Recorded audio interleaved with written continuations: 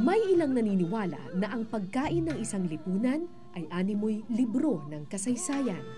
Sa metikulosong pagluluto matitikman ang tradisyon ng isang tao. Sa kulay at itsura malalasap ang kultura at ang kakaibang lasa sa lamin ng kinagisnan.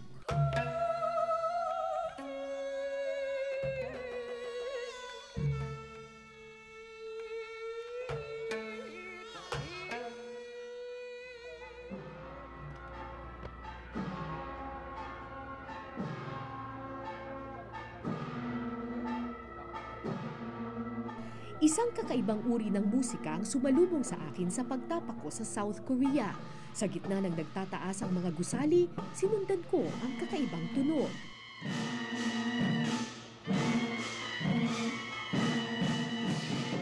Papansin mo yung mga participants ay mga kabataan kasi hanggang ngayon, kahit na progresibo na at saka moderno ng Korea, tinuturo pa rin hanggang ngayon sa kanila kung ano yung kinagisnan nilang kultura.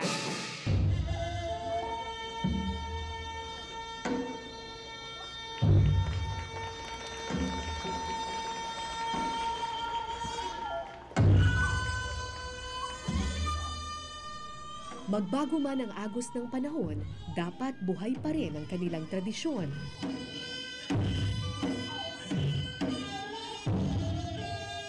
At ito ang layon kong tuklasin at lasapin.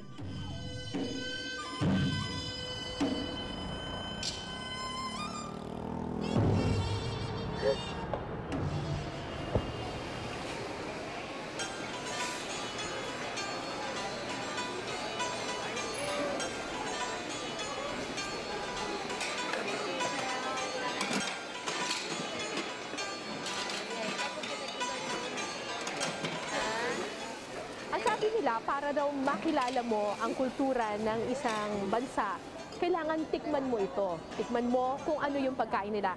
And saan ang best way para matikman mo talaga yung kultura ng isang tao? Sa palengke, sa market. Mag-aalas 12 na dito sa market na ito. At ngayon nakikita ninyo, ang dami-daming tao. Hindi para mamalengke, pero para kumain. Dito sa tabi, sa mga stalls na ito, may mga nakasetup na ng mga upuan at dito na talaga kakain na tayo agad. What is this? Sausage? Sausage. Iba't ibang klase ng pagkain Koreano ang makikita mo sa palengking ito. Ang sausage na akala ko pangkaraniwang longganisa, you can see, this is mixed with rice. Mixed with rice? Rice and vegetables and something like that. Okay. Yeah. So inside, kumbaga sa atin sa Pilipinas, di ba may langganisa tayo. Sa kanila, yung langganisa nila ganito kalaki, tapos sa loob, pinaghalo-halo na nila yung tinadtad na mga karne, vegetables, at saka kanin. So it's like a meal already. Yeah. One slice is like a meal. Yep. It has rice, vegetables, right. and meat. Yeah. mahalaga para sa mga Koreano na may balanse ng lahat ng lasa at sustansya ng bawat pagkain. Kaya naman sa kanilang hapag, hindi lang isa kundi 3, 4, 5 o hanggang 10 pa ang side dish o ulam.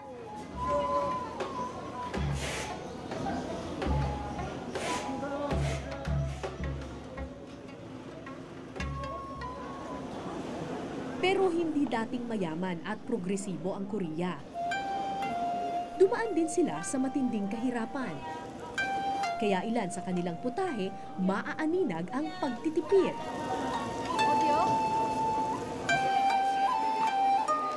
Ang Korean version ng pizza halimbawa, akalain mong gawa lang sa munggo?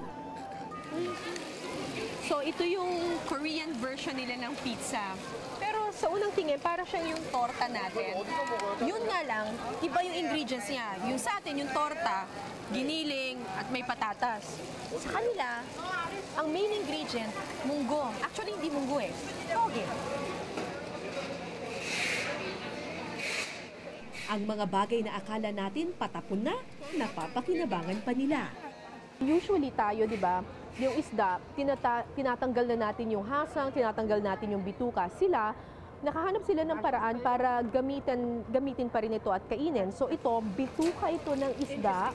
Yung usually tinatanggal natin, tapos nilagyan niya ng chili, nilagyan niya ng soy sauce, nilagyan niya ng kung ano-ano mga honey. At para na ngayon siyang kimchi. Pinibenta niya ngayon. 아니 친구가 뭐? 어디에요? Turkey, 필리핀이요. Maanghang din ah.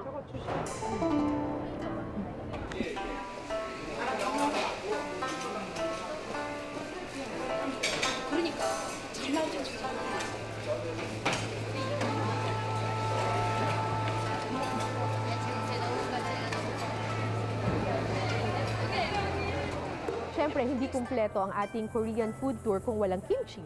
This is kimchi, right? Kimchi ang pambansang pagkain ng South Korea. Sa isang bansa na sobrang lamig ang winters, mainam daw ang kimchi sa kalusugan. Pampainit din ito ng katawan dahil sa sobrang anghang. Need a water? Ang anghang! 진짜 아예 안 먹나? 네. Very good! 그 떡 하나 먹어라. 원래 좋아하나? Sinisipon ako. Akala ko noon, pechay lamang ang pwedeng gawing kimchi. Pero ang totoo, 200 klase ng kimchi pala ang matatagpuan sa South Korea.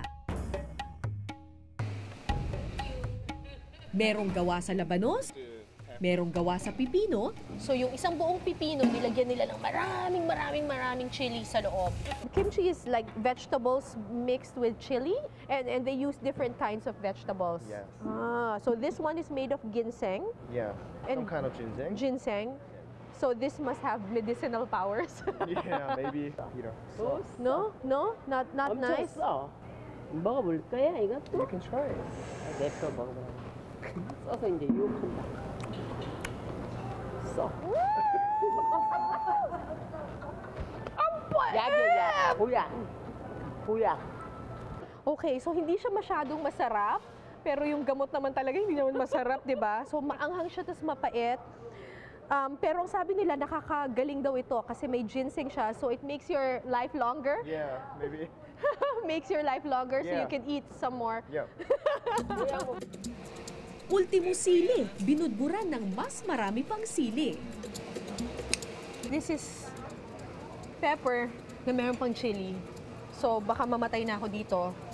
So mahal ko po kayong lahat.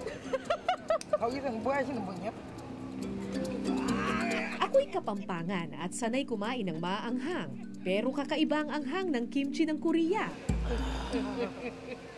Gaano kaya karaming sili ang laman ng bawat isa? Ito actual na gumagawa siya ng kimchi. This is salt? 설탕. 설탕. 알고 맛있지? No, it's sugar. It's sugar. And this is garlic. 마늘. 오, 우와. Importante para sa mga Koreano ang balanse ng lasa.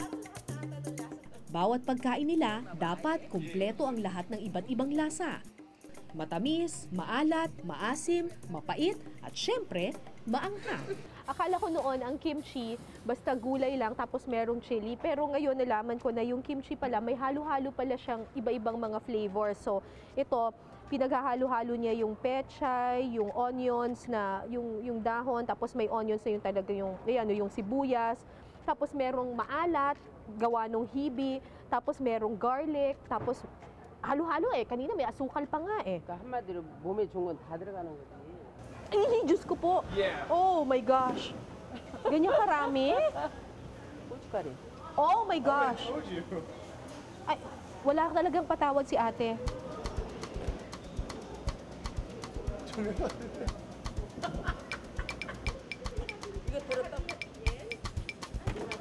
Huh? No. Slow. Kailangan mabagal daw. Tansyahan ang pagtitimpla. Yeah. Siya ngayong magtutubig ng mag-isa. Oh, sorry. Lalagyan ng tubig. What is this? Uy, ang sarap, honey.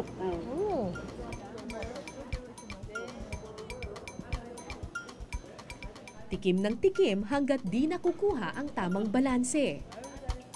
Sikreto sa paggawa ng magandang kimchi daw ay haluin lang siya ng haluin hanggang sa kanina nakita mo parang very crisp pa siya. Ngayon tingnan mo parang unti-unti na siyang nalalanta dahil sa paghahalo at saka pagsuot sa kanya ng mga juices na iba-iba. Isa pang sikreto ng pagkain Koreano ay nasa kamay ng nagluluto. Halos lahat ng pagkain nila matyagang hinahanda gamit ang kanilang kamay. Kaya naman ang kimchi, pabago-bago ng lasa, depende sa kamay na naghahalo at taong nagtitimpla. Ayos! Tikman natin kayo. Masarap ba itong niluto natin?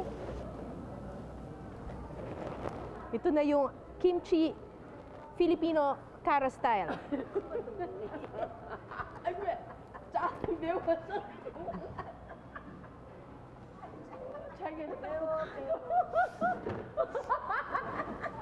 Sinisipon ako.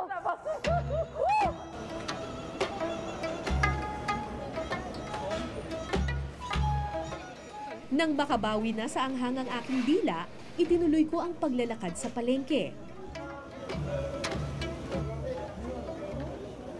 Oh God, what is this? At sa isang tabi, may napansin akong kakaiba. Para siyang yung sa amin sa Pampanga na kamaro. Yun nga lang yung sa amin yung kamaro, maliliit siya. Ito, mas malalaki. Ay, ang lambot. Tinanggal na nila yung kanyang mga paa, tinanggal na rin yung mga pakpak, tapos ganito na siya kinakain.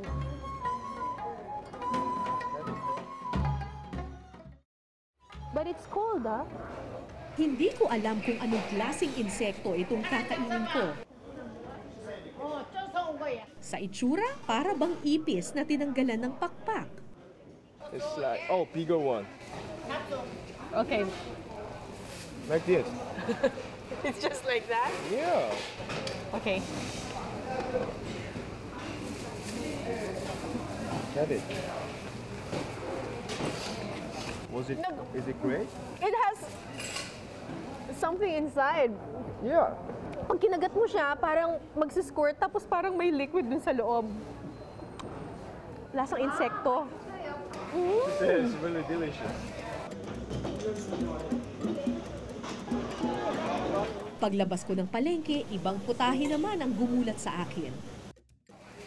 It's through the two generations. Two generations. Yeah. From grandfather to To the son. to the son, and they only cooking the dogs here. Kaya pala di ko makilala ang hugis ng buto, karne ng aso pala ito. Mahal daw kasi noong unang panahon ang karne ng baka, kaya sa aso sila nagtsatsaga. So this restaurant only serves dog meat. Yeah. Where do they get the meat? Why? Where do they get the meat? From the farms, I mean dog farms, in the countryside. There are dog farms? Yeah. Likas daw na nakakapagpainit ng katawan ng karne ng aso, bagay sa malamig na klima ng Korea. Marami sa mga pagkain ng Korea nakaakma sa kanilang klima. Ang kimchi halimbawa, iba kapag tag-init at iba kapag taglamig. Matamis at sariwang-sariwa ang lasa ng kimchi kapag tag-init, pero maasim kapag dumating na ang taglamig. Because we make a lot of kimchi and preserve it during the winter to eat during the winter. So we make it as a winter side dish, main side dish for the winter. Because kimchi is hot and it makes your body warm, right? I think that's the one reason. This is the fermented kimchi.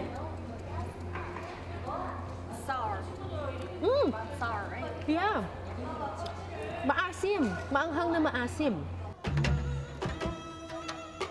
Every November or December, gumagawa sila ng kimchi, tas nilalagay nila dito sa loob ng mga tapayan na ito. Tapos usually, binabaon nila ito sa ilalim ng lupa. Noong olden times yon, binabaon nila sa ilalim ng lupa hanggang sa maburo siya or ma-ferment. Tapos nagiging masarap na masarap siya para pagdating ng winter, December, January, ganyan, malamig na malamig, pwede na nilang kainin. Tapos iba yung lasa daw ng kimchi. Mas matagal na nakaimbak, mas masarap daw. Mahigit 2,000 taon na ang tradisyon ng kimchi sa South Korea, singtanda ng mga sinauna nilang palasyo. Ang Changjukgong Palace na nasa aking likuran ay itinayo noong 1405 ng Joseon Dynasty. Yung Joseon Dynasty, ito na yung pinakahuling linya ng mga hari at reyna na naghari nga dito sa South Korea. Mula noon, ang dami ng pinagbago ng Korea. Naging progresibo na sila, ang dami nilang gera na pinagdaanan, at ngayon nga ibang-iba na yung itsura ng Korea. Pero pagpasok mo sa loob nito, ramdam mo pa rin na patuloy na binubuhay ng mga Koreano ang kanilang sinaunang tradisyon sa pamamagitan ng kanilang arkitekto, ng kanilang mga palasyo, at pati na rin sa pamamagitan ng kanilang mga pagkain. Sa panahon ng Joseon Dynasty, lalong nalinang ang kahalagahan ng pagkain. Umusbong ang tinatawag na royal cuisine. Naging isa sa pinakaimportanteng tao sa palasyo ang mga tagapaglingkod at tagaluto. Sa kanila kasi nakasalalay ang kalusugan ng hari at reyna.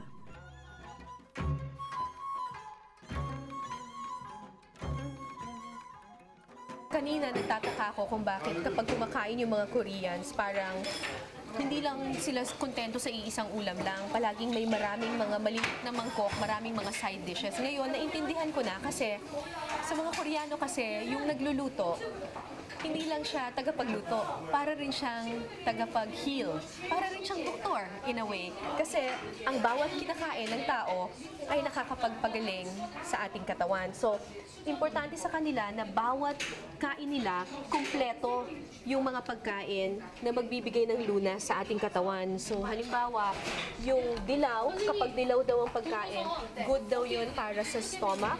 Tapos, kapag pula or orange yung pagkain, itong mga pagkain na to, good daw yun para sa puso. Pero kung dati tanging mga hari at reyna lamang ang nakakatikim ng makulay at metikulosong royal cuisine, ngayon itinuturo na ito sa ilang eskwelahan. So many housewives like to learn how to cook. So even in your home, even if you're not a king or a royalty, you get to taste royal cuisine. So even if Korea is already like progressive and modern, the traditional kind of cooking is still very popular. Yes, Why is that? because I told you so beautiful and Yes. high class premium foods.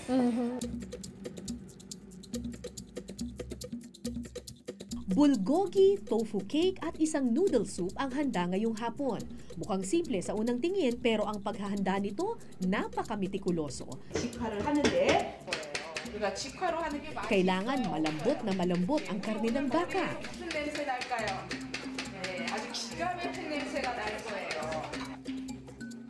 Ang tokwa, matyagang pinipiga hanggang mawalan ng tubig, hinuhugis at pinasasarap ng maingat at matyagang kamay. Ang bawat sangkap maingat na hinihiwa at tinatadtad. Siyempre, dapat kumpleto ang mga kulay na ibubudbud sa itaas. Maya-maya pa, naglabas ng flour dough ang Korean chef. Akala ko tinapay o anumang dessert ang gagawin niya.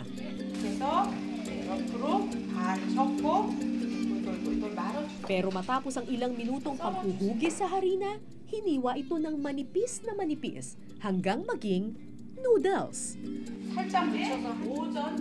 Noon ko lang tunay na naintindihan kung bakit naging isa sa pinakaimportanteng tao ng palasyo ang mga tagapaglingkod at tagaluto. Ang pagkaing Koreano kasi, hinubog at hinulma sa loob ng mahabang panahon, binudbura ng pasensya at pagmamahal, dahil ang pagkain ay hindi lang simpleng lamang tiyan.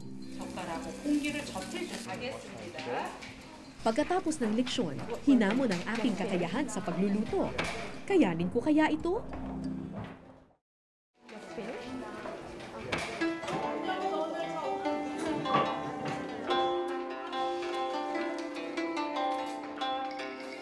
Bulgogi. So this is pork na very, very thin at very, very soft. Galing siya sa neck ng baboy. Pero kailangan malambot na malambot pa siya. So kailangan, yan, bugbugin natin talaga yung super bugbog yung karne. Karne ng baka ang karaniwang ginagamit sa bulgogi, pero pwede rin ang karne ng baboy. Ang importante, malambot na malambot at tamang-tama ang pagkakaihaw. Fire meat ang ibig sabihin ng salitang Koreano na bulgogi.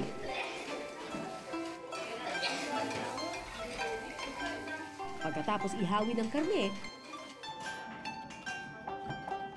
napasabak naman ako sa paghihiwa ng mga gulay at iba pang sangkap. Yun yung mahirap po. Metikuloso pati ang paghiwa ng sangkap. Magbabago daw kasi ang lasa ng pagkain kung iba-iba at hindi pantay-pantay ang pagkakahiwa dito.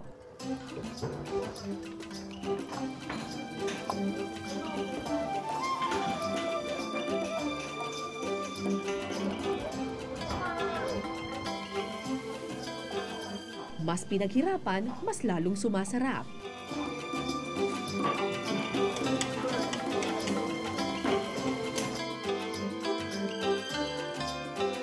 Ika nga, kung may tiyaga, may nilaga. Just that like that.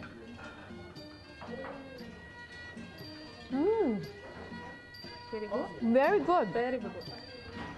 Very, very good. Very tasty. Delicious. Delicious. You can taste the chicken and the tofu and all the different ingredients on top. This is bulgogi. Bulgogi. Barbecue bulgogi.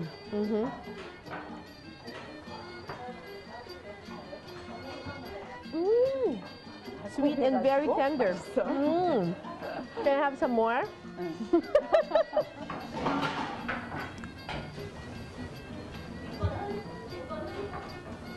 Sana may kanin. I hope there's rice. Very good. Very, very good.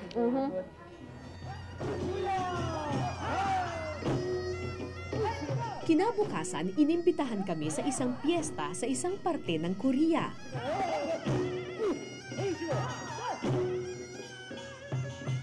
Pero dito, hindi santo at hindi rin tao ang bida, kundi gulay.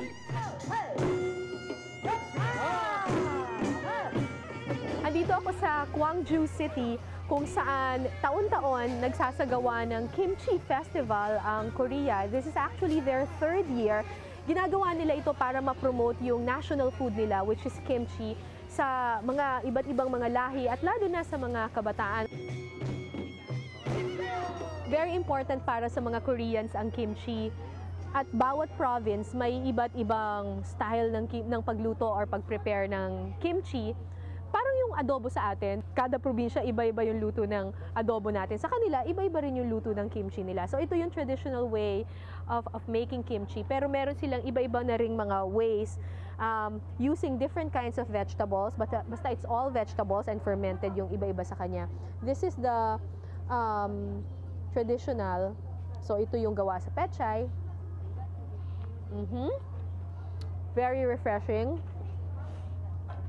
Kailangan ko ng tubig kasi maanghang siya. Tapos ito yung gawa sa ito yung gawa sa radish or sa labanos. Maasim na maanghang. Iba rin yung itsura nito. I don't know what this is. Pero parang mas malabnaw siyang klase. So, I suppose hindi siya kasing anghang. Ah, hindi!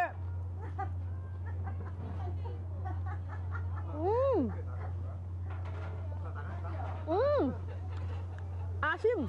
Ito yung binurong kimchi. Medyo may kamahalan din itong kimchi na to ha. 3 kilo nito ay 21,000. Ang 21,000 dito parang $18 or parang lumalabas na mga almost 800 pesos sa atin. Para lalong mapalaganap sa mga kabataan ang tradisyonal na pagkaing kimchi, iba't ibang recipes na ang ginawa nila dito. Merong nakahalo sa tortilla. Okay? Ta-dan! And then, I just wrap it.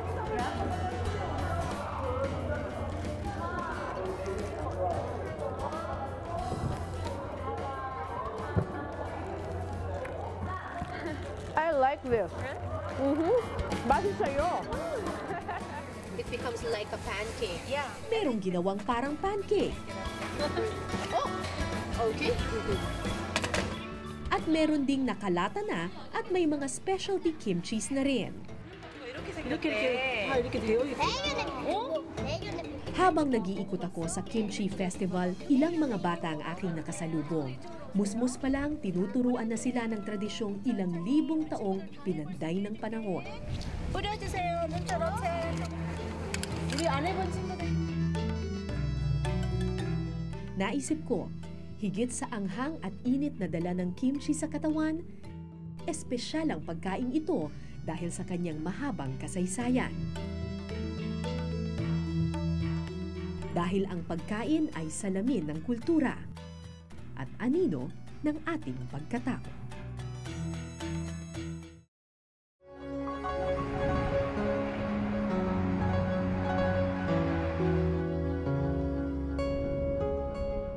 Madaling mamangha sa progreso at yaman ng isang bansa base lamang sa moderno nitong mga gusali. Pero ang tunay na sukatan ng modernisasyon ay hindi ang pagtatakwil sa tradisyon.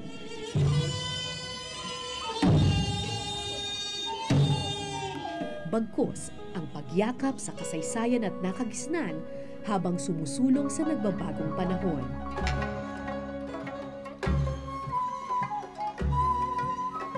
Ito ang nakita ko sa pagkain ng Korea, ang balanse ng noon at ngayon. Ako po si Cara David at ito po ang Eyewitness.